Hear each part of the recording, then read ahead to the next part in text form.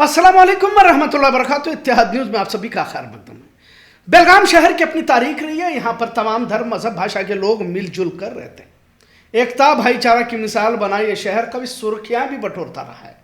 भले आज लोग देख रहे हैं कि ऑनलाइन फ्रॉड किस तरह से हो रहा है, किस तरह से लोगों को धोखा दिया जा रहा है, लेकिन कभी जुर्म का ये मरकज भी बना करता था, सुर्खियां बटोरता रहता था। बेलगाम शहर गोवा महाराष्ट्र की सरहद पर होने की वजह से यहाँ गुनाह मुजरिम जुर्म के रास्ते भी दिगर रियासतों से जुड़े नजर आते हैं। कभी कभी मुजरिम यहाँ आराम करने आते हैं तो कभी गोवा या महाराष्ट्र से होते हुए भी बेलगाम शहर से गुजर जाते।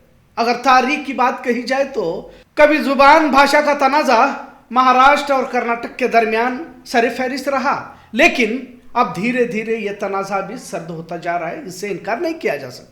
1990 से लेकर 2010 तक मजहबी तशद्दुद भी देखने को मिला। कई बार बेलगाम शहर में कर्फ्यू भी लगाया जाता था। आज इस मौजू पर बात करने की वजह यह रही कि उद्यम बाग रानी चन्नम्मा नगर के कचरे के ढेर में तकरीबन 60 जिंदा कारतूस मिले हैं। अब इतनी बड़ी तादाद में जिंदा कारतूस का मिलना भी शक के दायरे में आता है। आखिर बेलगाम शहर के चन्नम्मा नगर में जिंदा कारतूस किसने फेंके होंगे? इनमें 41 अलग तरह के हैं तो फिर 18 अलग तरह के। एक निजी स्कूल के करीब जहां कचरा फेंका जाता है, वहां पर किसी मजदूर ने इन कारतूसों को देखा तो उद्यम बाग पुलिस को इसकी इत्तला दी। पुलिस ने फौरन कारतूसों को अपने कब्जे में लेकर जांच शुरू की हुई है।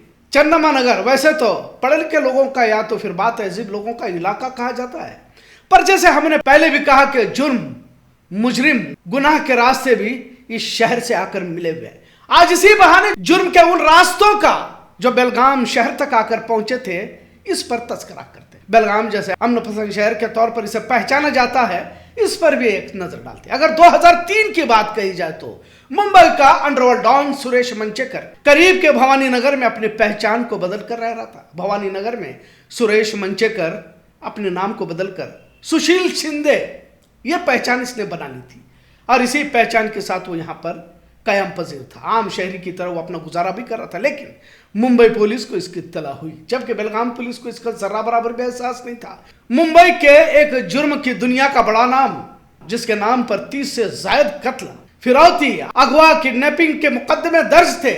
बहरहाल मुंबई के एनकाउंटर स्पेशलिस्ट रविंद्र आंद्रे और इनकी टीम ने जगह को ट्रैप किया और कई दिन तक मुंबई पुलिस बेलगाम के भवानी नगर में भेस बदल कर रहने लगी।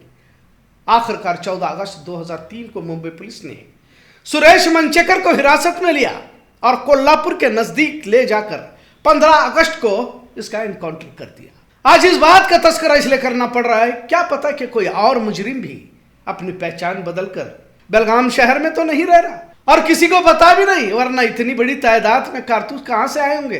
कौन होगा वो शख्स? और जुर्रत तो देखिए कि कचरे भी इसने फेंका, मतलब कुछ तो है जिसका पर्दाफाश जरूरी है। एक और बात को सुनकर आप हैरान हो जाओगे, कई सारे इल्मी दानिशोरों का कत्ल जो हुआ है इसके तार भी बेलगाम से जुड़े हैं। गौरी लंकेश, गोविंद पानसरे, प्रोफेसर एम कलबुर्गी कत्ल के तार भी बेलगाम से जुड़े हुए पाए जा चुके। इतना ही नहीं बल्कि ट्रेनिंग तक खानापुर के जंगलों में दी जा चुकी है। हिंदुत्व, शिद्दत पसंदी का गहरा ताल्लुक बेलगाम से रहा है। बेलगाम पुलिस के हाथ से भी चूक होने की बात रिपोर्ट में दर्ज की जा चुकी है। भरत कुरने जो बेलगाम का ही था, कलबुर्गी और गौरी लंकेश कत्ल को अंजाम देने के लिए बेलगाम का मुकामी शख्स भरत कुरने ने इस वारदात को अंजाम देने वाले मास्टरमाइंड अमोल काले और शूटर परशुराम वाघमरे को शास्त्री नगर में किराए का मकान दिलाया। भरत कुरने ने ही शूटरों को खानापुर के जंगलों में ट्रेनिंग के लिए ले जाने के मकसद से गाड़ी का इंतजाम भी किया था। 2015 से 2017 तक दोनों बेलगाम में ही रहे। धारवाड़ में हुए प्रोफेसर एम कलबुर्गी कत्ल में बेलगाम के रहने वाले प्रवीण चतुर को एसआईटी ने गिरफ्तार किया था। इल्जाम यह था कि कलबुर्गी को गोली मारने वाले शूटर को बाइक पर बिठाकर भगाने का काम इसी ने अंजाम दिया था। शरद कलस्कर के बयानों के मुताबिक प्रोफेसर कलबुर्गी के कत्ल से करीब 1 महीने पहले 2015 में बेलगाम पुलिस की एक गश्त की टीम ने भरत कुरने और दिगर उसके दोस्तों को रोका था, उनके साथियों को। उनके पास मौजूदा बैग में वही हथियार था जिससे गोविंद पानसरे के कत्ल को अंजाम दिया गया था, लेकिन मुजरिमों ने पुलिस को अपनी बातों में उलझा दिया और वहां से वो निकलने में कामयाब हुए। पुलिस ने बैग की तलाशी नहीं ली, जिससे वे बचकर निकल गए। अगर उस वक्त बेलगाम में सख्त चेकिंग हो जाती तो शायद कलबुर्गी और गौर लंकेश का कत्ल टाला जा सकता था, ऐसा भी रिपोर्ट में बताया जा चुका है। बेलगाम जियोग्राफिकली इस तरह का है कि जैसा महाराष्ट्र गोवा के करीब होने की वजह से यह शहर कई मुजरिमों के लिए महफूज ठिकाना भी रहा है।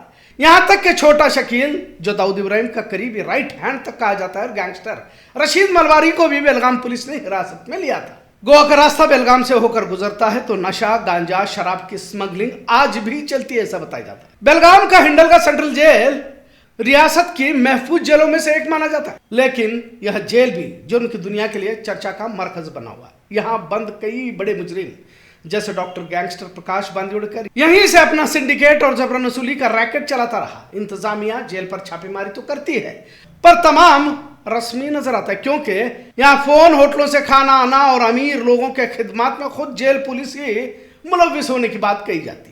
लिहाजा एक बार पीछे पलट कर देखना भी जरूरी हो जाता है, क्योंकि करीब में किसी तरह की बड़ी वारदात जो जुर्म की दुनिया से ताल्लुक रखने वाली है बेलगाम शहर में अब तक तो नजर नहीं आई।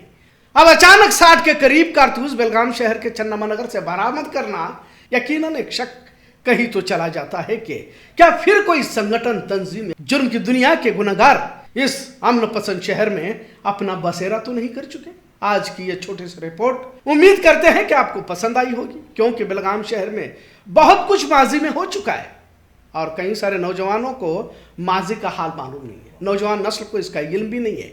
आज के मौजूद के पीछे का मकसद ये भी है कि जुर्म के रास्ते कभी लंबे नहीं हुआ करते, क्योंकि इन रास्तों पर चलने वालों की जिंदगी या तो वक्त से पहले खत्म हो जाती है या फिर जेल की अंधेरी कोठड़ी इनका आखिरी रास्ता बन जाती है। बेलगाम पुलिस को जल्द इन कारतूसों के पस मंजर तक पहुंचना जरूरी है, क्योंकि बेलगाम के अवाम जुर्म के साये से भी बचना चाहती है, इतना जरूर। आज के मौजूद के साल का इस पर जरूर कमेंट करें। इत्तेहाद न्यूज़ देखने के लिए शुक्रिया। अल्लाह हाफिज।